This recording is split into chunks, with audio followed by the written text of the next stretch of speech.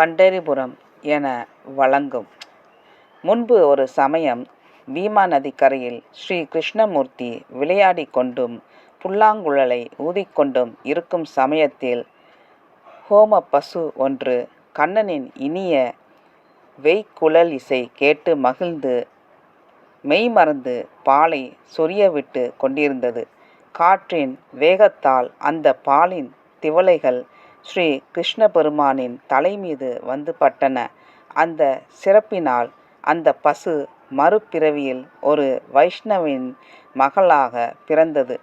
அந்த குழந்தையின் பெற்றோர்கள் அவளுக்கு சுசீலை என்று பெயரிட்டு பாராட்டி சீராட்டி சிறப்பாக வளர்த்து தக்க பருவம் வயது வருவதற்கு முன்பே அவளுக்கு கல்வி கற்பித்து வாலிபனுக்கு அவளை திருமணம் செய்து கொடுத்தார்கள்.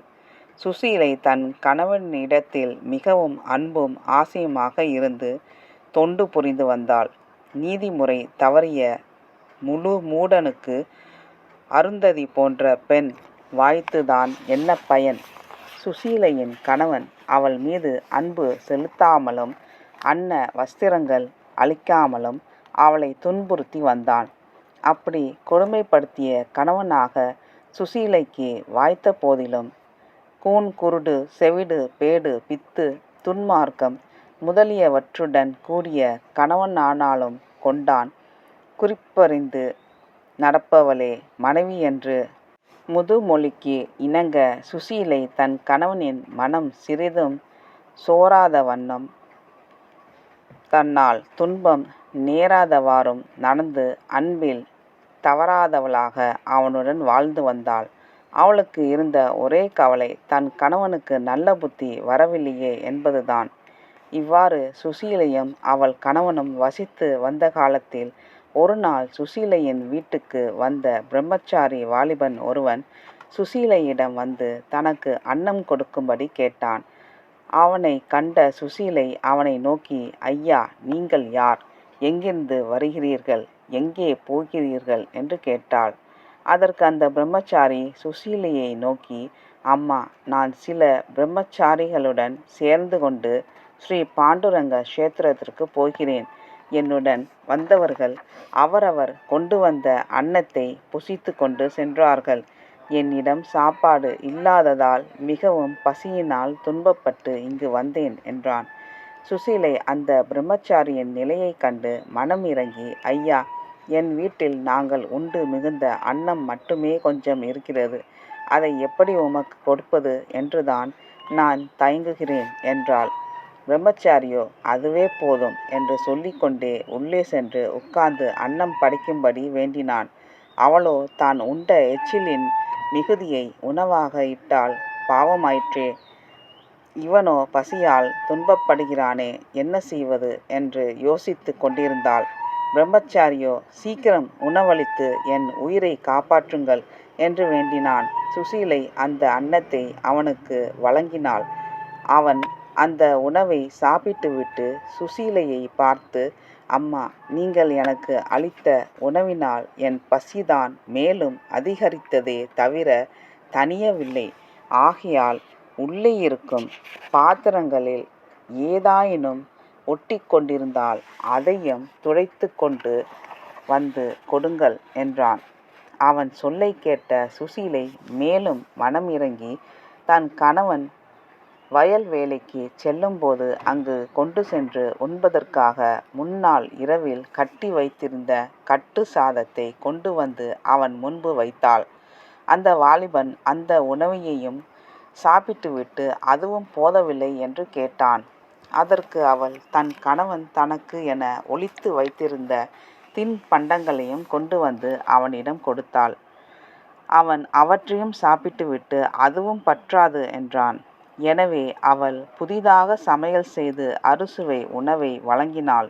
ஆயினும் அந்த கபட நாடக பிரம்மச்சாரி சுசீலையை நோக்கி தனக்கு மேலும் பசிப்பதாக முறையிட்டான். உத்தம பெண்மணியான சுசீலை அந்த பிரம்மச்சாரி எவ்வளவு சாப்பிட்டும் பசி தீராதவனைப் போல இருப்பதைக் கண்டு, இவன் யாரோ தெரியவில்லையே, எவ்வளவு சாப்பிட்டும் இவன் பசி தீரவில்லையே, இவனுக்கு உணவளிக்க இனி என்ன செய்வது என்று யோசித்து முடிவில் அக்னி தேவனை நினைத்து துதித்தாள். உடனே சமையல் அறையில் கணக்கில் அடங்காத பலகாரங்களும் தின்பண்டங்களும் தயாராகி கொண்டே இருந்தன. அவளும் அவற்றை கொண்டு வந்து பிரம்மச்சாரிக்கு பரிமாறிக்கொண்டே இருந்தாள். அப்போது அந்த மாயாவி ஆனவன் தன் சுய உருவமாகிய ஸ்ரீ கிருஷ்ணமூர்த்தியின் உருவில் சுசீலைக்கு தரிசனம் தந்தான். பசியோடு தன் வீடு தேடி வந்து உணவு வேண்டியவன் கண்ணபிரான் என்பதை கண்ட சுசீலை பகவானை பலவாறு பாடி துதித்து பரவசமானாள். அப்போது கண்ணபிரான் சுசீலையை நோக்கி, உத்தம குலமகளே, நீ எனக்கு இட்ட எச்சில் அன்னத்தை அருந்தி நான் மிகவும் மகிழ்ந்தேன். உன்னை போன்ற பதிவிரதைகளை நான் எங்குமே கண்டதில்லை. நீ முற்பிறவியில் ஒரு பசுவாக இருந்தாய். அப்போது என்னுடைய புல்லாங்குழல் ஓசையை கேட்டு உன் பாலை சொரியவிட்டாய். அந்த பால் காற்றின் வேகத்தால் என் தலை மீது வந்து சிதறிற்று.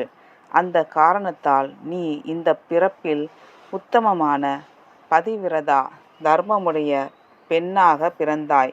என்னையும் தரிசித்தாய். உன் வாழ்வில் முடிவில் நீ என் வைகுந்தத்தை அடைந்து சுகித்திருப்பாயாக.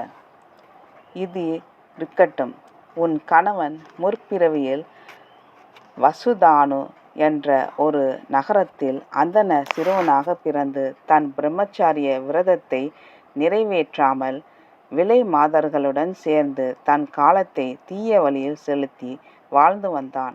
ஒரு நாள் அவன் ஒரு விலை மாதுவுடன் ஸ்ரீ பாண்டுரங்க கஷேத்திரத்திற்கு சென்று அங்கே சில நாட்கள் வசித்திருந்தான். அங்கு வசித்திருந்த புண்ணிய பலத்தால் இந்த பிறவியில் அவன் உன்னை மணக்க நேரிட்டது. நீ இட்ட அன்னத்தை நான் புசித்து திருப்தி அடைந்தாலும் நீ என்னை தரிசித்த புண்ணியத்தாலும் உன்னாலேயே உன் கணவனும் மறு பிறவியில்லாத சாஸ்வத சுகத்தை அடைவான். நீ முன்பு இருந்த நிலையை விட 10 மடங்கு அதிகமான பக்தியுடையவளாக வாழ வேண்டும். சாதுக்களை பூஜித்து அவர்களுக்கு அன்னமளிக்க வேண்டும் என்று கூறிவிட்டு அங்கிருந்து மறைந்தார்.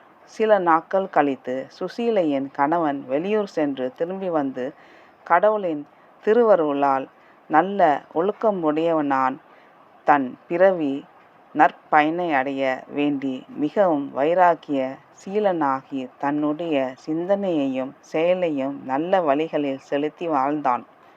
இவ்வாறு சுசீலையும் அவள் கணவனும் சிறந்த விஷ்ணு பக்தர்களாக இருந்தார்கள். பிறகு சிவபெருமான் நாரதரை நோக்கி, பண்டரிபுரத்தின் பிரபாவத்தை இன்னும் சொல்கிறேன் கேட்பாயாக என்றும் மேலும் சொல்லத் துவங்கினார். முன்பு ஒரு காலத்தில் பண்டரிபுர தேவாலயத்தில் முன்னால் இருந்த ஓர் அரச மரத்தில் காகம் ஒன்று வசித்து வந்தது.